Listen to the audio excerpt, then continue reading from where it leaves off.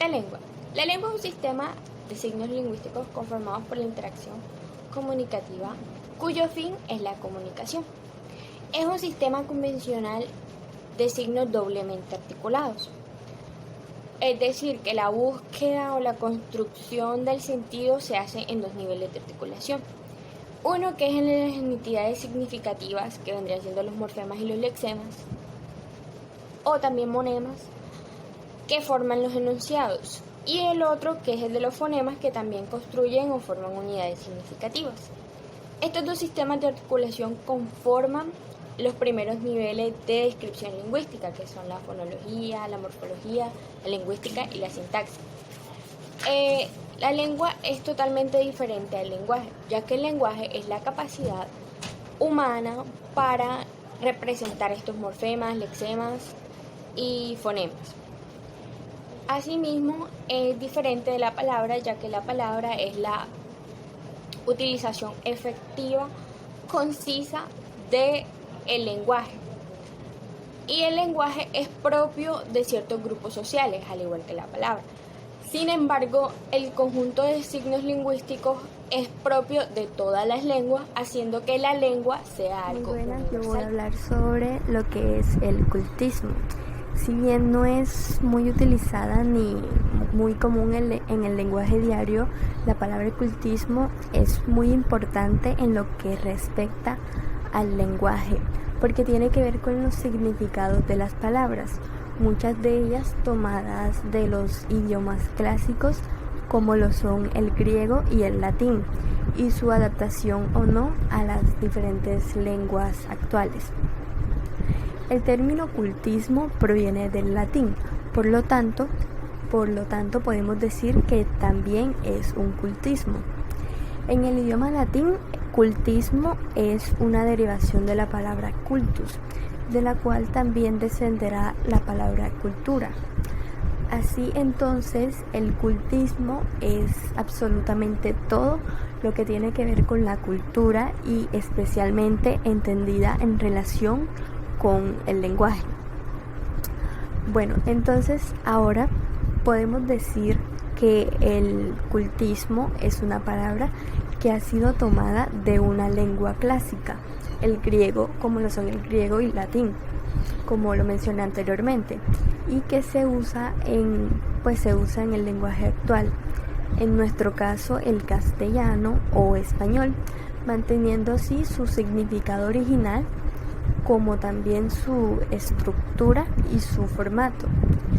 También quiero agregar que es muy importante señalar que la gran mayoría de las palabras han sufrido algún tipo de alteración a medida que los nuevos lenguajes romances se fueron desarrollando, por lo cual son pocos los que podemos considerar cultismos en comparación con el total de las palabras que van a componer un idioma.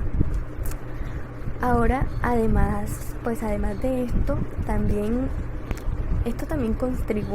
contribuye a que los cultismos suelan ser palabras que no se usan en el día a día, en el lenguaje común o informal que usamos todos los días, sino que en la mayoría de los casos los cultismos están relacionados con ámbitos académicos y científicos.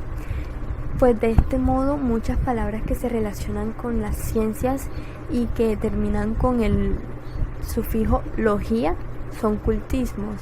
En este caso, los ejemplos que quiero mencionar son epistemología, metodología, etimología, dermatología, psicología, pedagogía, entre otras. Otras terminaciones que son típicas en los cultismos son las terminaciones de ico o ica. Ejemplos de estos son lógica, clínica, hermética, política, matemática, música, pánico, etc.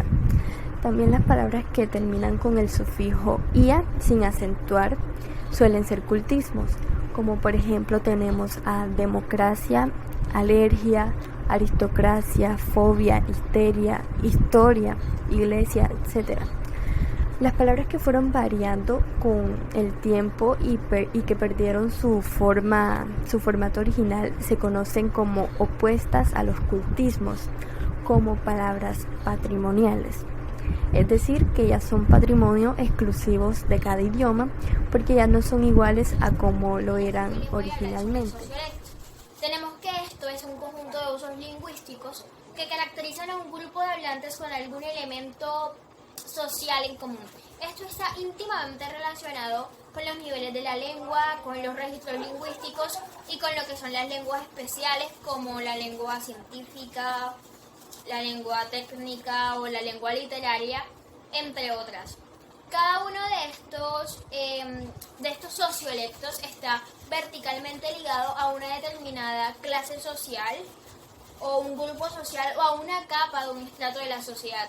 Y su uso acusa el origen, la procedencia o la instrucción del hablante, lo que puede ser base de una discriminación social en muchas ocasiones por estos términos empleados.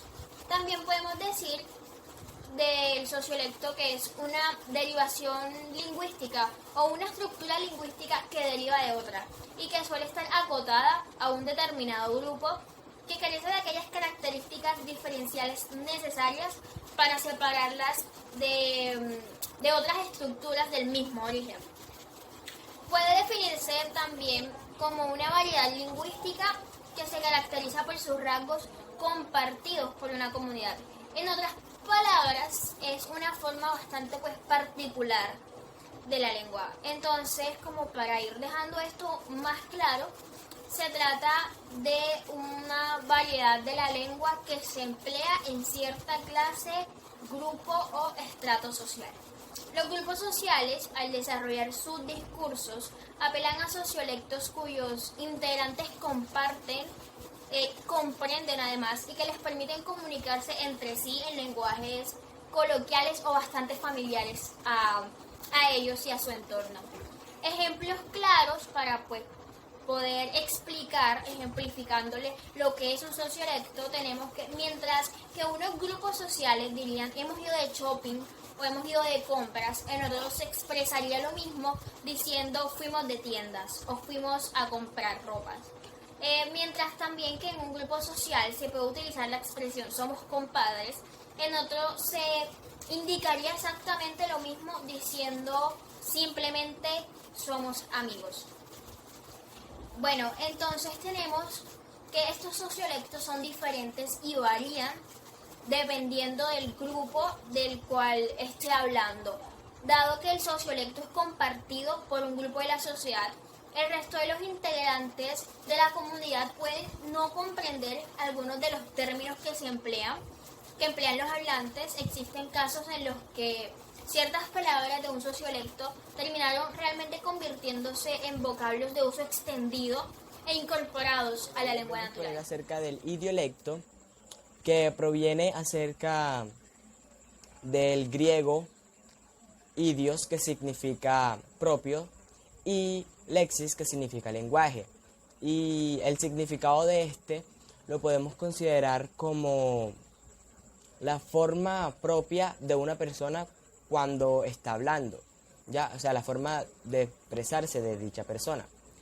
Y cuando ya nos referimos a los términos en escritura, serían considerados los estilos. En otros términos, se puede decir que es el conjunto de rasgos característicos propios de una persona cuando está utilizando su lengua.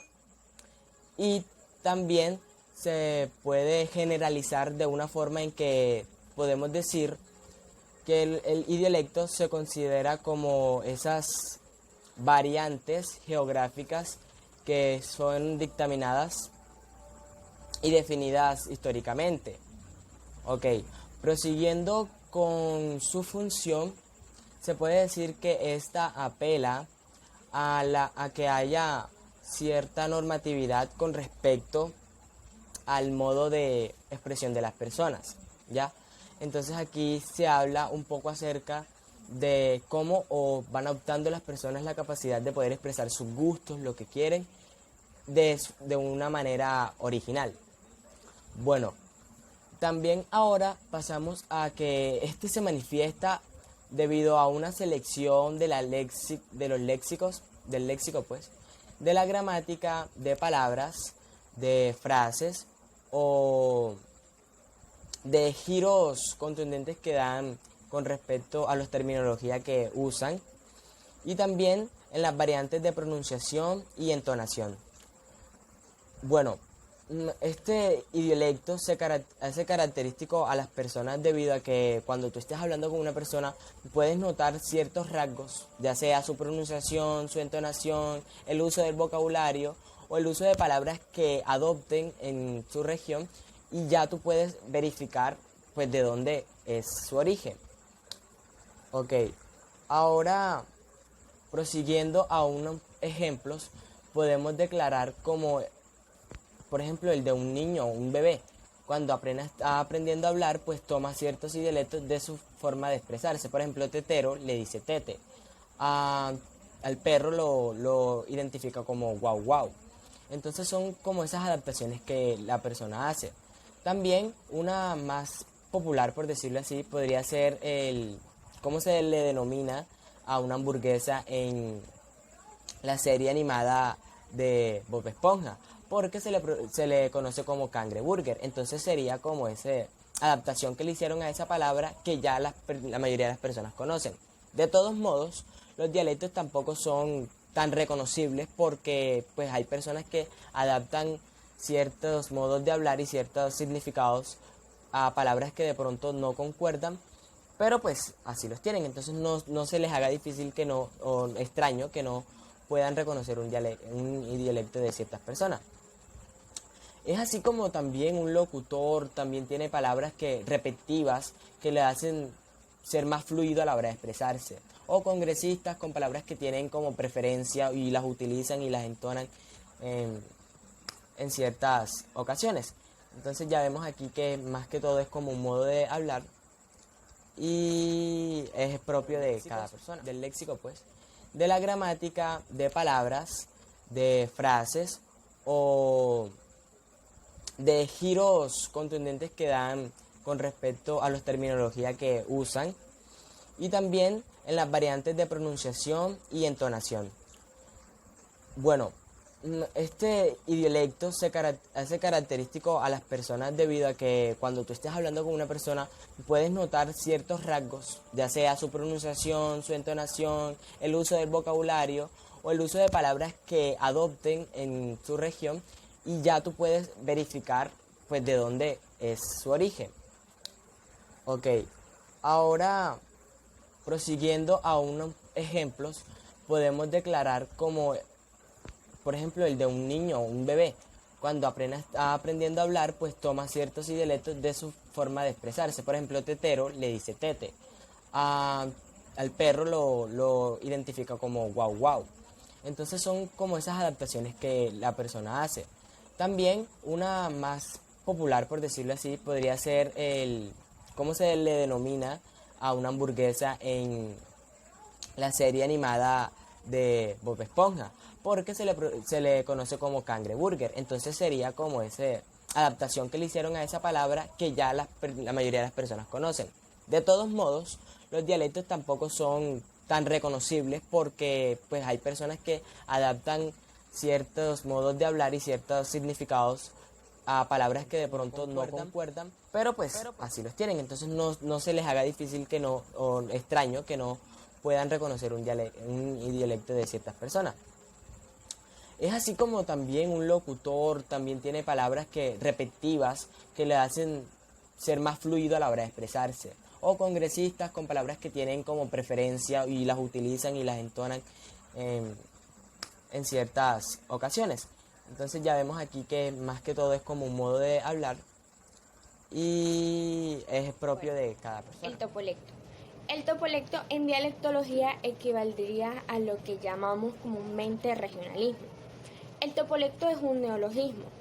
El neologismo es una nueva palabra o expresión que se crea en una lengua. Generalmente esta surge cuando la realidad exige ser nombrada y no hay una palabra determinada. Un ejemplo podría ser los descubrimientos o nuevos inventos, etc. También sucede para nombrar fenómenos políticos, económicos y culturales, haciendo que el topolecto surge. Este delimita la expresión del lenguaje a un área geográfica específica. Un topolecto bastante común en la región Caribe de Colombia vendría siendo el anda. Esta suele ser una expresión, una exclamación de pesar o para decirle a alguien que se apure. Podrías decirlo como, anda, qué lástima que te haya pasado eso, amigo. O amigo, ándate. Allí juega ambos papeles. Esta otra expresión también muy común que sería el bololó. El bololó, este implica que surgió un problema. Por ejemplo, tú diciéndole a tu amigo, hey, en la esquina se formó el bololó que tú ni te imaginas. Esos serían los topolectos típicos de la costa Caribe. Cabe resaltar que, pues dependiendo a la región, al lugar y al idioma, estos topolectos suelen cambiar, pero siempre se suelen dar. Gracias.